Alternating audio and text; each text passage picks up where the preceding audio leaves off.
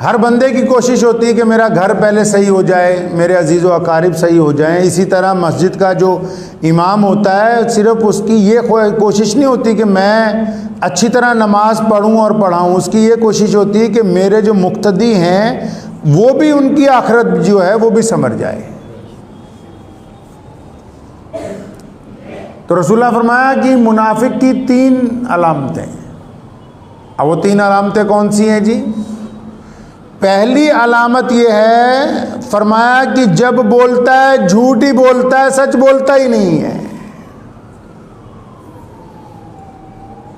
झूठ से एक बात याद आई, हज़रत सल्लल्लाहु अलैहि वसल्लम के पास एक शख्स आया, उसने आके कहा या रसूलल्लाह मैं 3 बुरे काम करता हूँ, झूठ बोलता हूँ, शराब पीता हूँ, जिना करता हूँ, लेकिन अब जो मैं आपके पास आ गया हूँ तो मैं आपसे वादा करता हूँ एक गुनाह को छोड़ने का। तो आप इन तीनों में से जो पहला छुड़वाना चाहते हैं वो बता दें, पहले मैं वो छोड़ूंगा। मतलब मैं आपको आपके हुक्म मानूंगा, एक एक करके मानूंगा। कुर्बान जाऊं मोहम्मद रसूलुल्लाह सल्लल्लाहु अलैहि वसल्लम से। फरमाया अच्छा फिर ठीक है, आज से आपने झूठ नहीं बोलना है। तो बड़ा खुश हुआ, मन में सोचता है कि मैंने तो समझा था जिना से मना करेंगे, शराब पीने से मना करेंगे, ये तो सबसे छोटे वाला गुनाह कहा कि भाई झूठ नहीं बोलना आज से। बात हो गई, बाहर आ गए। बहुत सारे मामलात में जब झूठ बोलने लगा, बार बार ख्याल आया कि अल्लाह के रसूल सल्लल्लाहु अलैहि वसल्लम पूछेंगे तो मैं क्या जवाब दूंगा। शराब पीने का वक्त आया, बहुत देर सोचता रहा कि अगर रसूल करीम सल्लल्लाहु अलैहि वसल्लम ने मजलिस में ये पूछा कि शराब तो नहीं पी थी, तो मैं क्या कहूंगा इतने लोगों के सामने कि पी थी। वादा करके आया हूं कि मैंने झूठ नहीं बोलना है। मुहम्मदुर रसूलुल्लाह सल्लल्लाहु अलैहि वसल्लम को खुल्के अजीम बनाया अल्लाह ने। ऐसी जात आज तक कायनात में नहीं आई है जिसने इंसानों के एक एक नब्ज को देखा हो कि इंसानियत किस तरफ से जख्मी है और इसकी पलकें कैसे सवारी जाएंगी। जिना का इरादा 1 घंटा सोचने के बाद इसलिए तर्क करना पड़ा कि अगर मजलिस में यह पूछ लिया गया कि आज जिना तो नहीं किया है, तो मैं इतने लोगों के सामने, इतने चौधरियों के सामने क्या कहूंगा कि हाँ जी मैं अपना मुंह काला करके आया हूं। बुराई की जड़ को पकड़ा मोहम्मद रसूलुल्लाह सल्लल्लाहु अलैहि वसल्लम ने। फरमाया मुनाफिक की, बेईमान की पहली निशानी ये है कि बेईमान आदमी झूठ बोलता है। ये हाथ में पकड़ी हुई है ना झूठ बोलने की मशीन है जिनको मोबाइल कहते हैं। किसी का फोन आ जाता है, हाँ भाई कहाँ है, अगर वो जगरांव ब्रिज पे होगा बोलेगा नहीं मैं शेरपुर चौक खड़ा जी। हत्ता की तमाम आइम्मा लिखते हैं अपनी अपनी तशरीह में कि झूठ बोलने वाले की हालत इस हद तक खराब हो जाती है कि एक वक्त आता है वो अपनी माँ को कहता है कि अम्मा टेंशन ना ले, मेरे पास पैसे आने वाले, मैं तुझे हज कराऊंगा। तो माँ कहती नहीं नहीं तेरा काम ही झूठ बोलना है, मुझे तुझ पे बिल्कुल एतबार नहीं है।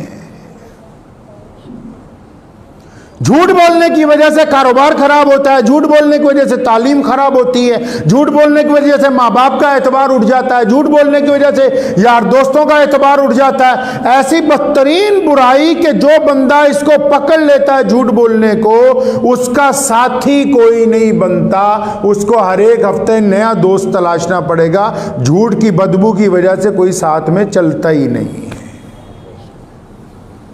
तो बेईमान की पहली अलामत क्या है जी? कि झूठ बोलता है। अब अंदाज़ा लगा लें कि झूठ इतना बड़ा गुनाह है कि इस्लाम ने पहले इसे पकड़ा कि नहीं, पहले इसको ख़त्म करेंगे तो माशरा ठीक होगा। हज़रात सहाबा किराम रज़ियल्लाहु तआला अजमईन में खूबी थी, आजकल लोगों में कम रह गई है। मुसलमानों की ये पहचान है, जब कभी अदालत में मुकदमा जाता था दूसरे की बात भी पूरी बताते थे, अपना जुर्म भी पूरा बताते थे। आज लोग सिर्फ दूसरे की बात बताते हैं, अपना कसूर नहीं बताते हैं। हमारे एक बहुत करीबी रिश्तेदार हैं, उनका मुझे फ़ोन आया एक दिन, मस्जिद में अक्सर फैसले होते रहते हैं। कहते उस्मान भाई ये जो आपके सामने दाईं तरफ बंदा बैठा है ये मेरा बहुत करीबी है, फैसला इसके हक में होना चाहिए। तो मैंने उन्हें कहा आप भी इस्तग़फ़ार पढ़ें, मैं भी पढ़ूं कि भाई मस्जिद में फ़ैसला किसी के हक़ में नहीं हो सकता, अल्लाह और उसके रसूल के हुक्म के मुताबिक हो सकता है। और रसूल करीम सल्लल्लाहु अलैहि वसल्लम ने फरमाया बेईमान की दूसरी पहचान यह है कि वादा खिलाफी करता है। पहली पहचान झूठ बोलता है, दूसरी पहचान यह है कि वादा करने के बाद वादे पर पूरा नहीं उतरता। रसूल करीम सल्लल्लाहु अलैहि वसल्लम वादे के कितने पक्के हैं कि एक जगह से गुजर रहे हैं, कोई साहब साथ में हैं, उन्होंने कहा या रसूलल्लाह आप ज़रा इस दरख्त के पास रुक जाएं, तो मैं ये थोड़ी दूर पर मेरा गांव है, कुछ काम करके आता हूँ, फिर आपके साथ चलूँगा। हुज़ूर सल्लल्लाहु अलैहि वसल्लम वहाँ रुक जाते हैं और वो चला गया गांव में। अब गांव में जाके भूल गया कि मैं रसूलुल्लाह सल्लल्लाहु अलैहि वसल्लम से उन्होंने वादा किया, वहाँ खड़े हुए हैं। अब आके भूल गया, 3 दिन तक वादा याद ही नहीं रहा। 3 दिन बाद अचानक गुजरा तो देखा मोहम्मद रसूलुल्लाह सल्लल्लाहु अलैहि वसल्लम वहीं पर मौजूद हैं। बड़ा शर्मिंदा हुआ, या रसूलुल्लाह बड़ी गलती हो गई।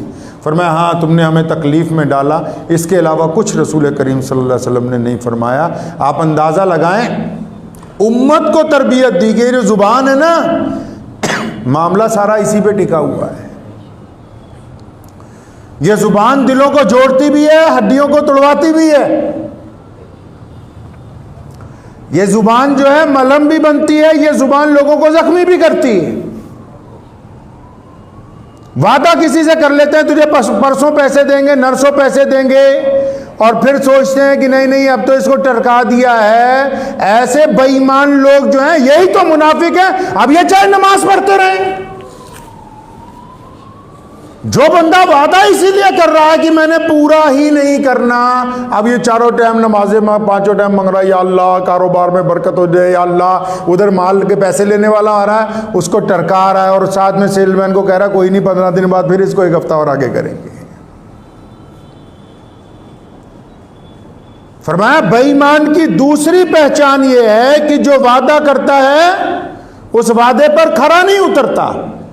और मुसलमान की पहचान यह है कि जो मोमिन बंदा किसी से वादा कर ले और फिर पूरी दुनिया उसकी मुखालिफ हो जाए, फिर उसका अपना नुकसान शामिल हो जाए, फिर उसके अपने जिस्म का नुकसान शामिल हो जाए, फिर उसको अपने आप को नुकसान में मुब्तला करना पड़े, लेकिन वो मोहम्मद रसूलुल्लाह के हुक्म के मुताबिक अपने वादे पर खरा उतरता है, वादे से मुकरता नहीं है।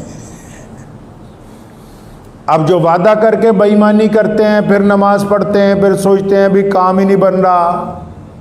अब उधर तो बता दिया ना भी ये मुनाफिक है। अब मुनाफिक जितनी मर्जी नमाज पढ़ ले, मुनाफिक बंदा जितनी बार मर्जी नमाज पढ़ ले, जब वो ईमान की शराइत पूरी नहीं कर रहा, पहले तो झूठ बोल रहा है मुनाफिक, दूसरा वादा खिलाफी कर रहा है। अब तीसरी पहचान मुनाफिक की क्या है जी? अमानत में खयानत करता है। अमानत में खयानत करता है। अब आप कहोगे कि ऐसे तो बहुत सारे लोग हैं जिनके पास कोई अमानत रखवाता ही नहीं है। ऐसे बहुत सारे लोग हैं जिनके पास कोई अमानत रखवाने आता ही नहीं। सोचते भाई हमारे पे तो ये हुक्म लागू नहीं हो रहा। अमानत सिर्फ रकम की नहीं है,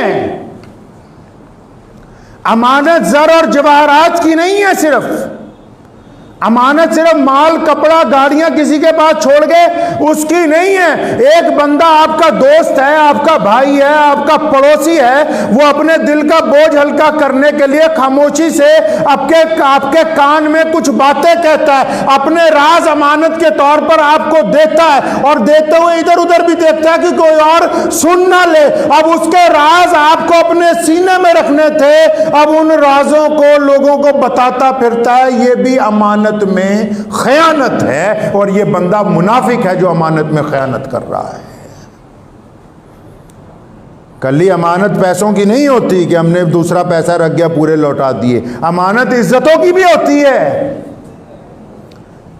अमानत जो है दूसरे की बातों की भी होती है, अमानत राज की भी होती है।